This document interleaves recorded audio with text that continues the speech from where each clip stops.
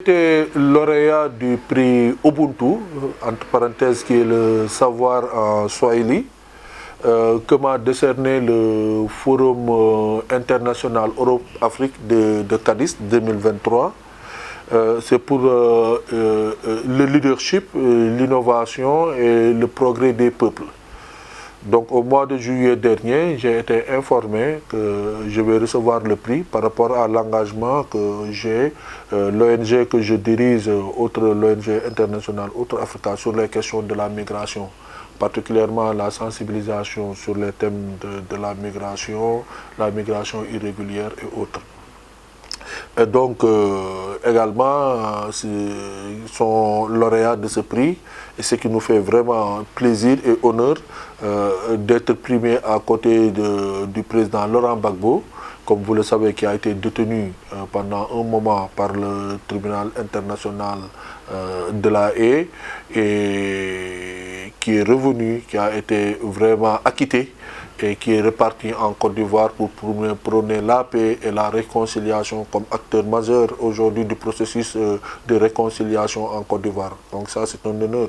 Mais à côté du président Laurent Gbagbo également, il y a l'éminent, le docteur Cheikh Tidiane Gadio, ministre des Affaires étrangères sénégalais, qui a beaucoup travaille sur les questions du terrorisme, qui a beaucoup alerté dans les questions vraiment du terrorisme dans le Sahel. Donc le conflit dans le Sahel, il a beaucoup alerté par le passé sur ça. Aujourd'hui, l'histoire le donne raison. Également, il a été primé par rapport à tout ce qu'il a dit, tout ce qu'il a fait pour le Sahel. Donc c'est un grand plaisir pour nous d'être primé à côté de ces éminentes personnalités. Il y a également le recteur de l'Université de Colombie, Choco, le journaliste correspondant de El País en Afrique de l'Ouest, et tant d'autres. Je pense que bon, l'idée principale par rapport à cette décoration est que bon, qu'on puisse vraiment plaider la cause de la migration des jeunes africains. C'est vraiment déplorable que c'est devenu un fléau.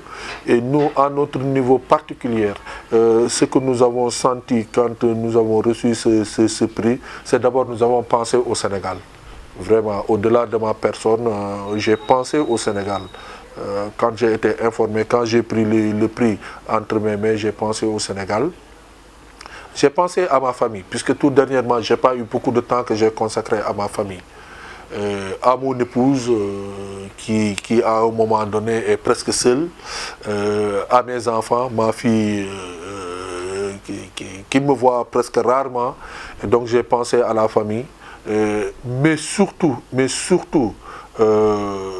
j'ai eu des chairs de poule en recevant le prix, puisque j'ai pensé à ces milliers de jeunes Africains qui ont péri en traversant la Méditerranée.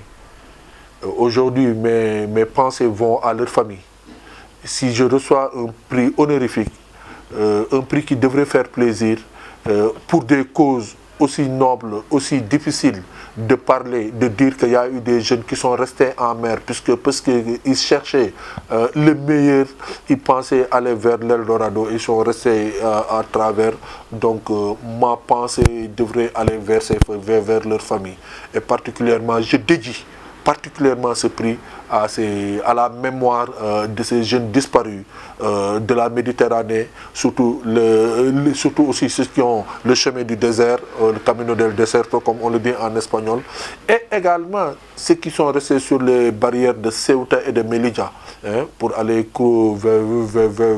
vers le péninsule ibérique. Donc, en gros, ce prix Ubuntu du savoir que j'ai reçu, je l'ai dédié à la mémoire des disparus de la migration irrégulière. Ce que nous avons à dire concrètement par rapport à ça, c'est assez simple. Moi, je pense que c'est une aberration. Ce n'est même pas une erreur, c'est une aberration. C'est un manque de respect. De voir, parfois, il arrive que des fonctionnaires de hauts cadres, des responsables, des entrepreneurs, des hommes d'affaires opérationnels, qui sont invités à participer à des rencontres, à des séminaires, à des salons en Europe, et qui remplissent toutes les conditions, qu'on ne leur dérive pas le visa. Ça, je pense que les autorités devraient s'asseoir à la table et discuter de cela. C'est incompréhensible qu'un fonctionnaire détenteur d'un ordre de mission, d'une invitation, d'une prise en charge, et qu'on réponse à la réponse de cela, qu'on lui dit que on se doute de la mission, ou on se doute qu'il va rester dans un pays X en Europe. Ça, je pense que c'est un manque de respect. Ça, ce discours-là, ça doit arrêter. Quelqu'un qui remplit toutes les conditions, avec les garanties d'un État, d'un ordre de mission, avec tout ça, c'est aberrant. Je vais un peu plus loin. Hein. Moi, j'ai l'impression que l'ultra-droite européen est dans les consulats en Afrique. Il y a un très grand ségrégationnisme dans les consulats. C'est la seule chose que je trouve comme réponse par rapport à ces pratiques, puisqu'il n'y a pas de raison. Quand on me parle des questions de souveraineté et que ça vient de l'Europe, non. Parfois, il y a des réponses qui sont fallacieuses. Ce ne sont pas des réponses correctes. À l'exemple d'un chef d'entreprise qui fait des chiffres d'affaires de milliards, qu'est-ce qu'il a à aller rester en Europe? Un haut fonctionnaire, directeur de département, directeur de service, qu'est-ce qu'il a à aller rester là-bas? Invité dans une rencontre internationale, il n'y a autre réponse qu'à lui dire qu'il y a des soupçons qu'il peut rester là-bas. Ça, je pense que c'est fallacieux. Et le soupçon que j'ai, ma foi, c'est un peu dur, c'est un peu difficile, et que parfois il faudrait qu'on puisse voir qui sont ces fonctionnaires-là, puisque moralement ça ne tient pas le qui. Maintenant, les doutes, l'ultra-droite a vraiment conquis l'Europe, et ils ne sont pas à nos portes par rapport à ces pratiques-là. Mais l'autre chose sur laquelle moi je voudrais dire sur ces questions, c'est-à-dire aujourd'hui, l'État du Sénégal devrait rappeler à l'ordre les consulats, l'ensemble des consulats qui pratiquent cela, puisque s'ils avaient délocalisé, dématérialisé les demandes de visa, le traitement de visa à travers des sociétés prestataires, aujourd'hui, c'est un chaos, c'est un échec. Donc, ces consulats doivent reprendre le système. Mais autre chose plus loin par rapport à cela, ça devient une question de sécurité publique. Puisque tout dernièrement, des associations, un collectif s'est monté au créneau pour dénoncer ça. Là où on me parle, c'est une question de souveraineté. Effectivement, c'est une question de souveraineté. Mais au Sénégal, ça devient une question de sécurité nationale. Donc il faudrait que ça soit sur la table, essayer de trouver vraiment des alternatives et des solutions par rapport à ces pratiques. Parce qu'il n'est pas question, là où la personne réunit toutes les garanties, une invitation de partenaire, d'une rencontre internationale validée, dont l'autorité étatique participe, sur place, la personne détentrice d'un ordre de mission, détentrice d'une invitation, détentrice d'une prise en charge, on ne lui délivre pas le visa. Ça, vraiment, je pense que ce sont des erreurs que nos diplomates, le ministère des Affaires étrangères, devraient rappeler les consulats sur ça. Bon, maintenant, par rapport à l'aspect de la jeunesse, je pense qu'il faudrait qu'on rééduque encore nos jeunes, qu'on les sensibilise davantage à la migration et qu'on trouve des alternatives par rapport à la migration. Quel type d'alternative? La première des choses aujourd'hui, c'est qu'il faudrait qu'on puisse les sensibiliser. Tuki, teki. Voyager pour réussir est une chose, mais aussi leur informer que voyager et échouer et périr en voyage est une autre chose. Donc ça également, il faut qu'on les sensibilise par rapport à l'autre aspect et leur dire que l'Europe, ce n'est pas l'Eldorado comme ils le pensent.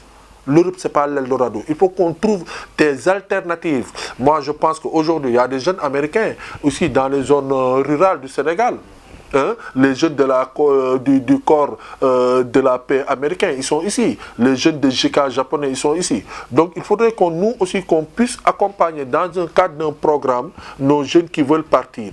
Que pour atteindre le point 10.7 des ODD, à savoir migration sûre, migration légale, une migration contrôlée. Donc il faudrait qu'on trouve un bureau, qu'on trouve une agence, qu'on trouve une structure, une entité de l'État du Sénégal, où le jeune peut aller s'enrôler, quitte à payer même, à cotiser, à contribuer financièrement à des fonds, c'est-à-dire l'argent qu'on va donner à un passeur, l'argent qu'on va donner à un intermédiaire, l'argent qu'on va donner à un démarcheur de visa, qu'on le dépose comme caution de voyage. Et à partir de là, l'État peut accompagner le jeune qui veut partir à travers des accords avec les pays d'accueil où on peut savoir le jeune quand est-ce qu'il va partir, comment il est parti, on l'accompagne, on l'oriente, on le trouve un contrat de travail, il fait son travail, il revient. Donc ce bureau aura cette mission-là. Mais l'autre partie également, ceux qui ne peuvent pas pour l'instant partir. On sait tous qu'actuellement il y a des métiers à tension en Europe, auxquels l'Europe a besoin de main-d'œuvre dans ces secteurs.